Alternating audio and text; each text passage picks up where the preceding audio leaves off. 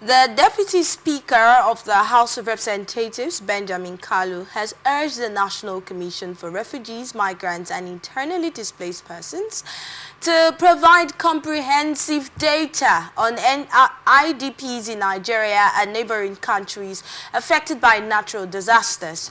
During a meeting with Federal Commissioner Tijani Ahmed in Abuja, Kalu emphasized that displacement is not only caused by conflict but also by climate-induced events such as flooding and erosion. He highlighted the importance of having detailed reports to guide budget planning and suggested the establishment of an intervention fund for proper needs analysis. Kalu also called for an increased budgetary allocation to the Commission and expressed concerns that the current budget of approximately 1.6 billion naira was insufficient. He requested the report be submitted within 2 weeks for parliamentary review and budget consideration. Ahmed, in response, pledged to meet the deadline and appealed for increased funding to support the Commission's work. When he talked about funding to be provided for internally displaced persons, thank God for the other part of the story that I got to clarify when they talked about the funding not being enough. Because that statement by the Reps Deputy already sounded like there was no provision for funding, and that should be made. That should be provided currently. But let's bring you in on this story. That's the exact point I also want to pick up the analysis from. Okay. The point where the Deputy Speaker talked about issue of establishing intervention fund is shocking to hear that. Something that has to do with natural disaster. What kind of country, what kind of system of government are we running? Natural disaster, and we're talking about establishment of intervention fund for internally displaced persons and the refugees. By that statement, if I'm very much in line with that particular statement, if I understood the lines very well, that means there has not been That's what it sounded like. There has not been an established... This is a country that have been having cases of flood. Natural disaster for the past only God knows how many decades. And in 2024, we're hearing issue of establishment of intervention fund for internally displaced persons and the refugees.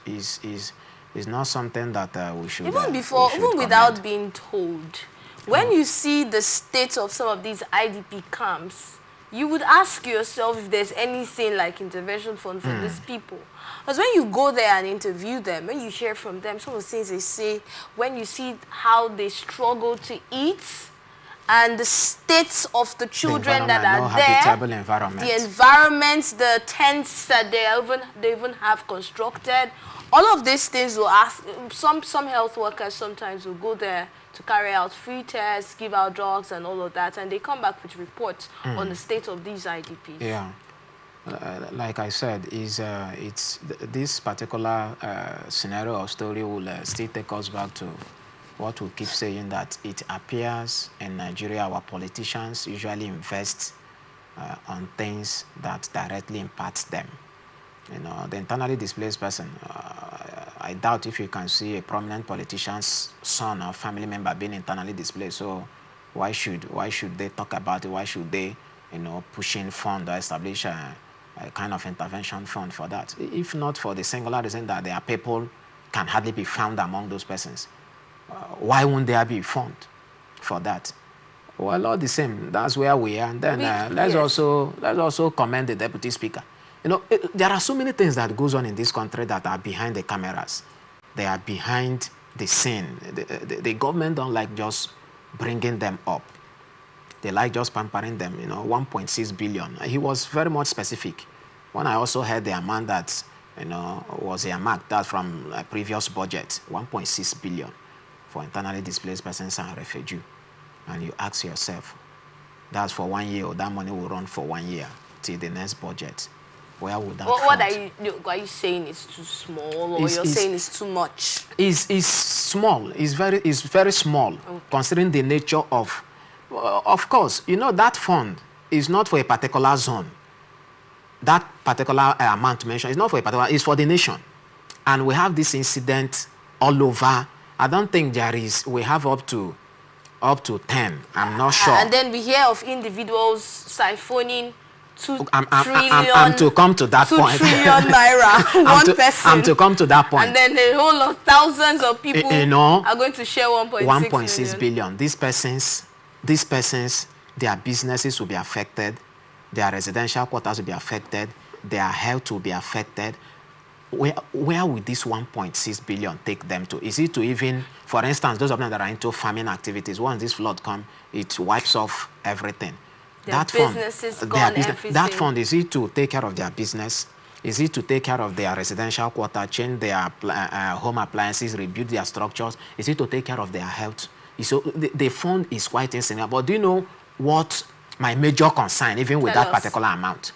Believe me, that same 1.6 billion that has been mentioned, that has been unveiled, not up to 1 billion naira will be invested where do you have for your this analysis? particular purpose. Now, from experience, yes, believe me, that is my assessment. Because if the 1.6 billion, in as much as we say that is insignificant, if it is also being invested, we will see it. Look at the living standard of the people. Look at the environment where they found themselves. 1.6 billion is small, but it's not also a very small, it's not too small. So I am drawing this conclusion based on what the eyes can see. If indeed my analysis is wrong, no problem. The ministry, the relevant agency can as well make public how these 1.6 billions are being spent on. I'm saying it's not enough. They're asking for more. Definitely. Now, they are asking for more. I am also telling you that even the 1.6 billion that we are saying, I'm also joining my voice with theirs to say that it's not enough. But I am also saying, because of what we have been seeing and what we have been experiencing, once you take a critical analysis and do a kind of auditing on how this 1.6 billion is being managed, you discover that not up to 1 billion naira, is usually invested in that particular ministry or used to address the issue of internally displaced persons and refugees. Otherwise, they can as well make public. It's public fund. They should make public how this money. You see some irrelevant things that are not called for that will be captured. All right. So let's look at your recommendations now. Yeah, my recommendation is one, just like the Deputy Speaker has rightly pointed out, there should be need for an improvement.